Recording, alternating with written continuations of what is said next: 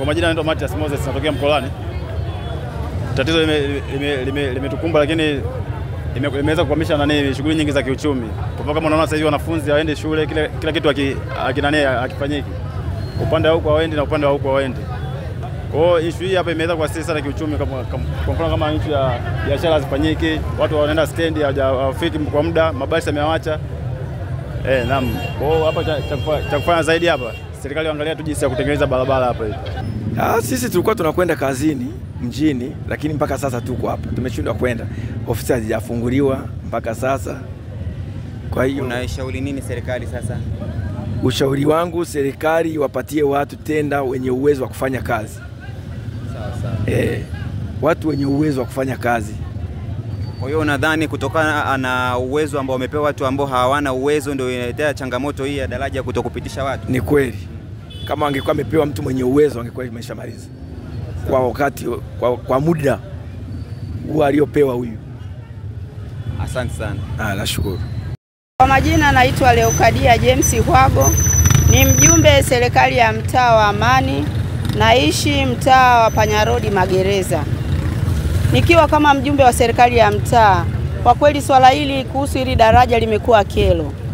Watu wanalipa kodi, lakini miundombinu imekuwa ni mibovu. Mkandarasi aliyopewa hili eneo ana miezi karibia 4 yuko anacheza na hili eneo. Na hili eneo limekuwa kero.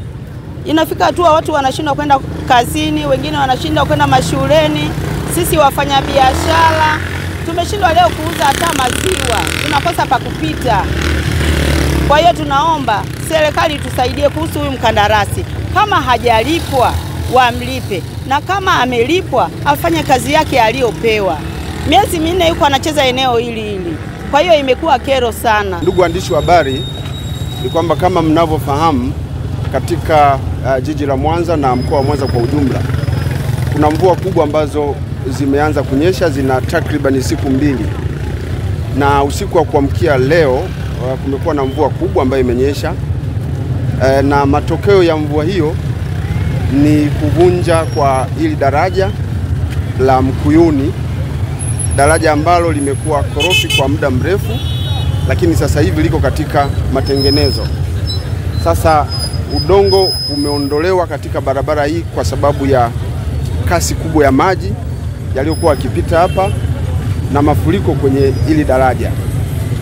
Sasa jeshi la polisi baada ya kupata taarifa hizo tumeweza kufika hapa tangu alfajiri, baada ya hilo daraja kuwa limechukuliwa na maji, udongo wake umechukuliwa na maji na magari hawezi kupita, kwa ajili ya kuweka hali ya usalama kwa watu wanaotumia barabara.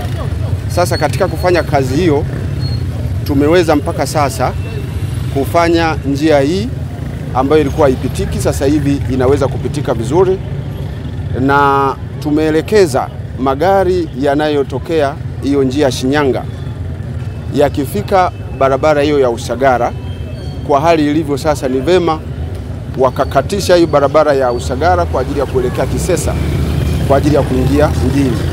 Lakini hapo mbele kuna barabara ambayo inaitwa Sawa, ambayo inanyenyea inakwenda kutokea huko mbele, inazunguka inaingia katikati ya jiji.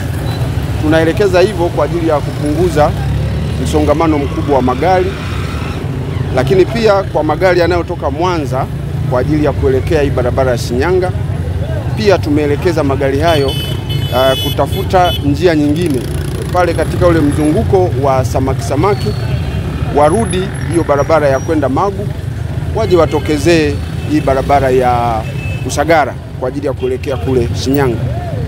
Tumeelekeza hivyo, lengo letu ni kuhakikisha kwamba wakati huu ambapo tunaendelea kuweka hali ya usalama kwa watu wanaotumia barabara, kusitokee jam nyingine kubwa ambapo tutashindwa kufanya kazi yetu vizuri.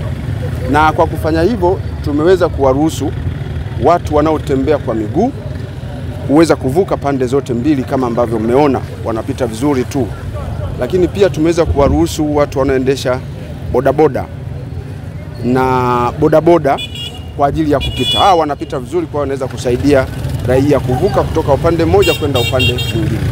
Mpaka sasa katika eneo hili hatujapata tukio lolote pengine la mtu kupoteza maisha au kujeruhiwa kwa namna yoyote na mafuriko haya.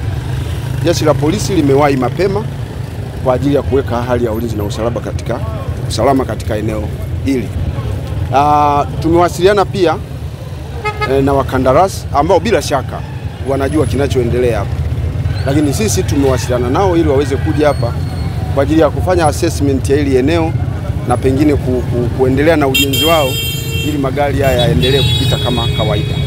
Tutashirikiana nao kuangalia eneo hili kama litakuwa sasa limekaa vizuri na haya mashimo yaliyoko pembeni kulia na kushoto yataweza kuwa tukaruhusu magari yapite, tutafungulia magari yapite. Lakini kwa sasa tunaona hili eneo si salama kwa magari kupita.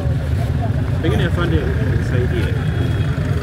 Kumekuwa na tabia, tunafika mwanzo tunaona watu wengine maji yalikuwa hayajapungua lakini wakawa wanalazimisha kupita. Pengine ipi rai yako kwa watu wenye tabia? Unajua watu wanakuwa na haraka. Wakati mwingine wanapokuwa na haraka wanasahau kwamba pamoja na haraka hiyo wanao wajibu wa kuangalia usalama wao na maisha yao. Lakini ni kazi yetu sisi polisi, kama mlivyotuona hapa muda mrefu, kuhakikisha kwamba tunawakumbusha lakini tunawaelekeza ili pamoja na haraka walizonazo wajue kwamba hapa limetokea tatizo, na tatizo lazima tushirikiane katika kulimaliza, na kwa kuwafanya wao na haraka zao watoke eneo moja kwenda eneo lingine lakini wafike salama. Unaweza ukawa na haraka ukaishia kuingia kwenye maji na kupoteza maisha au kupata matatizo mengine.